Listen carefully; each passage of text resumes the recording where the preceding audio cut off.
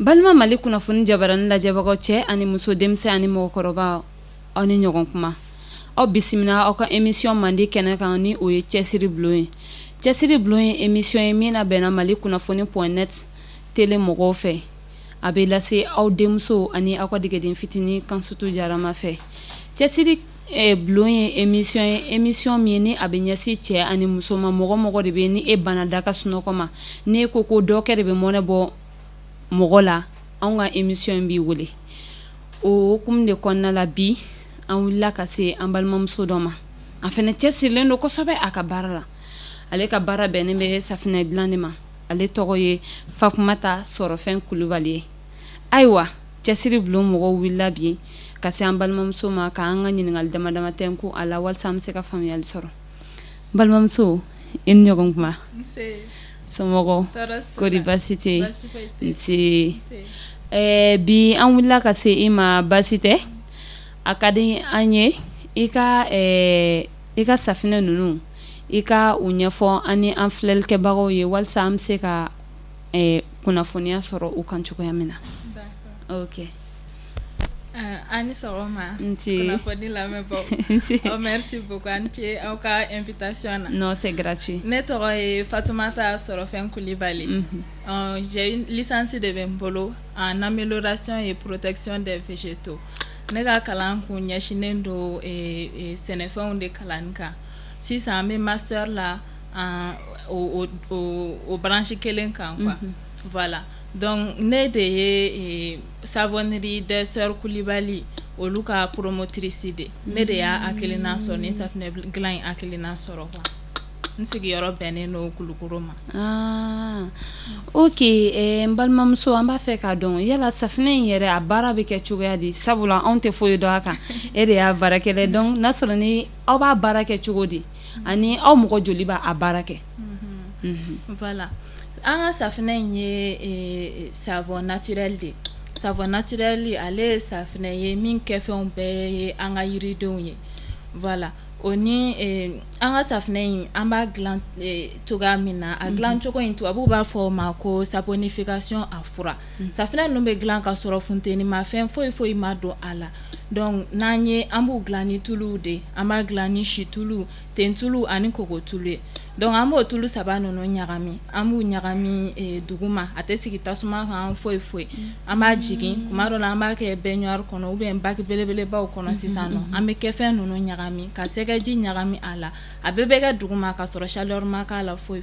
maintenant n'an ye situlu ni tentulu ni kɔgɔtulu ɲagami an bɛ se ka sɛnɛfɛn wɛrɛw k'a la quoi comme aw ɲɛ b'a la photo la cogoya min na kɔngɔn bɛ kɛ dɔw la avocat bɛ kɛ dɔw la jabimugu bɛ kɛ dɔw la sisan an ka safinɛ qualité 9 de b'an bolo fɔlɔ pour le moment donc an bɛ chaque fois n'an ye hakilina kuraw sɔrɔ an bɛ ɲagami wɛrɛw créer quoi fɛn o fɛn ye naturel kɔni an b'o bɛɛ dɔn k'an ka safinɛ ok voilà n balimamuso an b'a fɛ k'a dɔn aw ka nin safinɛ minnu filɛ nin ye yala aw b'u feere an ka jamana kɔnɔ yan dɔrɔn de wa walima safinɛ ninnu feerelen don jamana kɔ kan a feereli a bɛ kɛ cogo di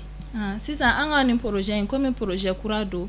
bon pour le moment an bɛ ka feere Mali kɔnɔna na bon c'est vrai que a dilanyɔrɔ bɛnnen don Kulukoro ma pour le moment mais an b'a feere presque région bɛɛ la ni mɔgɔ min mago b'a la ou bien n'an ye partenaire sɔrɔ dɔrɔn an bɛ safinɛ bila sisan ka taa fo Tombouctou bon partenaire b'an bolo fana Sénégal an bɛ feere kɛ Sénégal fana u bɛ se ka lasɔrɔ yen nɔ fana bon o yɔrɔ ninnu de b'an bolo fɔlɔ promesse b'an ni jamana wɛrɛw cɛ comme dɔn don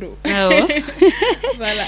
a part i yɛrɛ bɔra k'a fɔ ko partenaire b'aw la i n'a fɔ baarakɛɲɔgɔn olu b'aw la Sénégal ni Mopti mais ka bɔ o la yala Mali yɛrɛ jamana Mali kɔnɔna la yan nɔ est-ce que yɔrɔ wɛrɛw la partenariat tɛ aw ni mɔgɔ wɛrɛw cɛ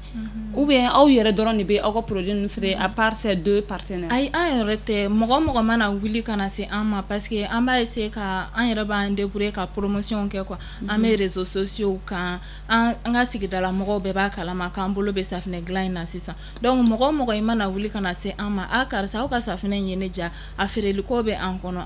an ni i bɛ bɛn prix dɔ kan an b'a di ma en gros prix la i yɛrɛ ba feere k'i ta sɔrɔ a kan maintenant an ka partenaire officiel minnu kɔni bɛ yen sisan olu ye par exemple Divine Store, ça c'est une boutique de prêt-à-porter qui est comment dirais-je sur le boulevard du 30 mètres. Ale b'an ka fɛngɛ an ka produit feere bon fɛngɛ a tɔgɔ di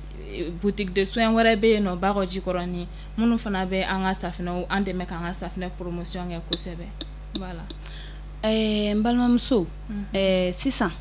komi aw yɛrɛ bɛ safinɛ dilan domaine kɔnɔ i yɛrɛ ko savonnerie des sœurs Coulibaly. Oui. Ok mais sisan ni mɔgɔ wulila sisan ka se aw ma i bɛ taa sɔrɔ dɔw bɛ ka an ka nin jɛmukan in lajɛ a ka d'ale ka dege safinɛ in dilanni na est-ce que ni ale tɛ Coulibalylaka ye est-ce que aw bɛ sɔn ka ale dege safinɛ in dilanni na walima a ko bɛ cogo di? Bien sûr problème foyi t'a la an bɛ mɔgɔw dɛmɛ parce que an yɛrɛ ka nin safinɛ dilan in ɲɛ sɔrɔ o daminɛna promotion féminine mɔgɔw ka baara de la donc promotion féminine Kulukɔrɔ promotion féminine mɔgɔw de a initiative ta ka musow dɛmɛ walasa u ka se ka dɔ kɛ u yɛrɛ ye u ka se ka u bɔ nɔgɔ la donc n'olu y'o initiative ta ka anw dɛmɛ anw fana problème foyi tɛ anw fan fɛ ni muso wɛrɛw nana ko a bɛ fɛ ka safinɛ dilan dege an b'aw dege a processus la mais mɔgɔ dɔw b'a fɔ ko karisa est-ce que ni anw nana a bɛna a bɛɛ yira an na il faut tenir compte aussi que entrepreneuriat de don wagati min na promotion mɔgɔw ye an dege safinɛ dilan na u y'a principe de base yira an na n'i ye nin fara ɲɔgɔn kan n'i ye nin fara ɲɔgɔn kan o bɛ kɛ nin safinɛ qualité de mais n'i bɛ taa ɲɛfɛ il faut que i yɛrɛ k'i sigi k'i hakili jagabɔ an ka gamme caman bɛ par exemple notre nouvelle gamme au curcuma an yɛrɛ de y'o imaginer k'o safinɛ in dilan donc entrepreneuriat bɛ taa ten an bɛ principe de base yira an yɛrɛ bɛ qualité dɔw dilan cogo yira i la maintenant i yɛrɛ bɛ se ka innover i ta cogoya la pour que ka se ka i bɔ nɔgɔ la voilà. Ok aw ka baara in daminɛ ani bi cɛ a bɛ san joli bɔ ani aw ye nafa jumɛn sɔrɔ baara in na ani fɛn o fɛn nafa kɔni mana kala gɛlɛya b'a la aw ye gɛlɛya jumɛn fɛnɛ sɔrɔ a la? Voilà donc an ye comme on a dit an ye entreprise kura de ye quoi voilà donc an ba ye fɛngɛ denmuso 6 de sɔrɔ. Wow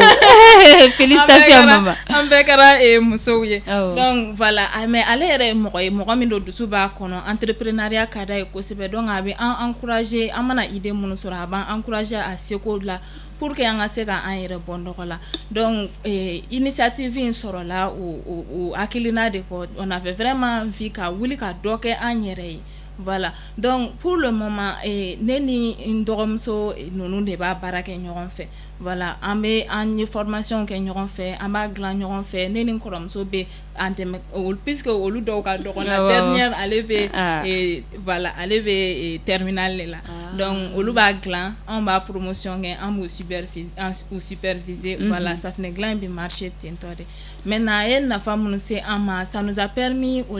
voilà vu que an ka ca ce n'est pas facile k'a fɔ chaque fois maman tulu sɔngɔ diyan maman samara sɔngɔ diyan tiɲɛ yɛrɛ la a ma nɔgɔn donc a b'a permettre an yɛrɛ bɛ se k'o wari ninnu sɔrɔ ka an ka autonomie financière sɔrɔ dɔɔni halisa n'a ma dafa kosɛbɛ de certains côtés voilà a ye o fɛngɛ ninnu d'an ma quoi ça nous a permis ça nous a permis aussi an ka bɔ an ka fɛngɛw kɔnɔ quoi zone de confort kɔnɔ par exemple ne yɛrɛ kun ye mɔgɔ introverti le n bɛ maloya jamana kuma ma nɔgɔn mais safinɛ dilan in na vu que n bɛ yɛrɛ forcer n bɛ bɔ n'a ye dɔgɔninw bɛ u yɛrɛ forcer an bɛ bɔ n'a an bɛ taa yira mɔgɔw la a y'a permettre an sera ka bɔ an yɛrɛ la dɔɔni quoi on s'est épanoui vraiment personnellement et aussi un peu financièrement c'est un peu comme ça mais an ka difficulté ye min ye o ye an ka lakodɔnni parce que vraiment pour que ni entreprise kura ye pour que ka lakodɔn il faut vraiment beaucoup investir i ka wari caman don publicité la maintenant ni fɛngɛ a tɔgɔ di a b'a daminɛ an y'a daminɛ avec vraiment très peu de moyens donc pour que an ka se ka lakodɔn parce que les produits sont naturels an mana yira mɔgɔw la ils sont intéressés mais walasa u ka bɔ a kalama o de ye problème ye voilà pour le moment quand même an bɛ k'an débrouiller ni fɛngɛ ye a tɔgɔ di réseaux sociaux ye mais n'an ye financement sɔrɔ an bɛ se ka taga vers par exemple an bɛ se k'an ka publicité sponsoriser sur les réseaux sociaux an bɛ se ka publicité sara ka bɔ télé la panneau publicitaire créer mɔgɔw ka an lakodɔn o ni ka local dɔ ɲini an bɛ se ka installer yɔrɔ min na a bɛ se ka fɔ ko savonnerie des sœurs Coulibaly ka yɔrɔ filɛ nin yan o de y'an ka fɛngɛ voilà Fatoumata sisan n'a fɔra k'e ka ladilikan dɔ di i balimamusow ma minnu bɛ yen n'olu yɛrɛ tɛ ka foyi kɛ olu kɔni olu bɛ so kɔnɔ so fara tile kan olu bɛ so kɔnɔ e bɛ se ka ladilikan jumɛn de fɔ olu ɲɛna voilà ne bɛ ladilikan min fɔ n balimamusow ɲɛna ne bɛ ladilikan kelen min fɔ n dɔgɔninw ɲɛna ne b'a f'u ye voilà dɔw bɛ yen nɔ olu somɔgɔw bɛ se ka u ka dépense bɛɛ kɛ mais ce n'est pas pratique e ka sigi chaque fois karisa i tɛ nin wari nin di yan n ka nin kɛ i yɛrɛ mana baara kɛ k'i wɔsi ka fɛn min sɔrɔ i yɛrɛ ye o lafiya o bɛ na ni sentiment min ye o ka ɲi mɔgɔ ma kosɛbɛ o ka wusa chaque fois ka t'i bolo jan walasa karisa ka nin jan karisa ka nin jan souvent a bɛ mɔgɔ tigɛ i yɛrɛ tubabu ko la main qui donne est au-dessus de celle qui reçoit mɔgɔ min b'i sɔn a tigi ka fusa ni i yɛrɛ ye a mana kɛ mɔgɔ o mɔgɔ ye donc i ka wuli ka dɔ ɲɛɲini i yɛrɛ o ka fusa o yɛrɛ bɛ dɔ fara i ka confiance kan i bɛ da i yɛrɛ la ka taa fɛ o ye kelen wa en tant que fille npogotigininw filɛ nin ye an b'a fɔ ko éducation bɛ ka tiɲɛ autonomie financière jɔyɔrɔba de bɛ éducation na ni e tɛ fɛn sɔrɔ i yɛrɛ ye i bɛ bɔ ka taa yaala cɛw nɔfɛ karisa nin jan karisa nin jan a bɛ se ka mɔgɔ don da jugu caman fɛ mais n'i bɛ se ka dɔ sɔrɔ i yɛrɛ ye wari sɔrɔ dani dɔ b'i bolo i bɛ lafiya c'est vraiment libérateur quoi a bɛ mɔgɔ lafiya donc ne ka conseil bɛɛ ka wuli ka bɔ ka taa lajɛ i kana lajɛ ne ye nin diplôme kɛ ne yɛrɛ filɛ nin ye yɔrɔ min na ne ye kalan caman kɛ mais o ma bali n nalen ma sigi k'a lajɛ parce que ne ye nin diplôme ba in de sɔrɔ il faut que ne ka nin kalan in de kɛ n wulila k'a lajɛ ne bɛ se ka mun de kɛ walasa k'an bɔ n yɛrɛ la y a pas de sot métier baara fitinin tɛ baara tɛ yen nɔ min bɛ mɔgɔ fɛngɛ quoi mɔgɔ majigi donc n'i bɛ se min na i k'a lajɛ i yɛrɛ bɛ se ka min kɛ i k'o kɛ k'o développer ka dɔ sɔrɔ o de ye ne ka conseil. Ok i ni ce FATOUMATA ani ladilikanw na n balima Mali kunnafoni lajɛbagaw nin bɛ dansigi an ka bi émission na aw yɛrɛ bɔra k'an balimamuso FATOUMATA ka kumaw bɛɛ lajɛlen lamɛn a ko ale ye kalan caman kɛ nka o ma bali ka nin baara in kɛ ayiwa n balimamuso minnu bɛ so kɔnɔ sigi tɛ mɔgɔ sɔn bi dɛ bɛɛ lajɛlen ka wuli ka dɔ kɛ i yɛrɛ ye an b'a fɔ aw ye ko aw kan bɛn diɲɛ wagati wɛrɛ.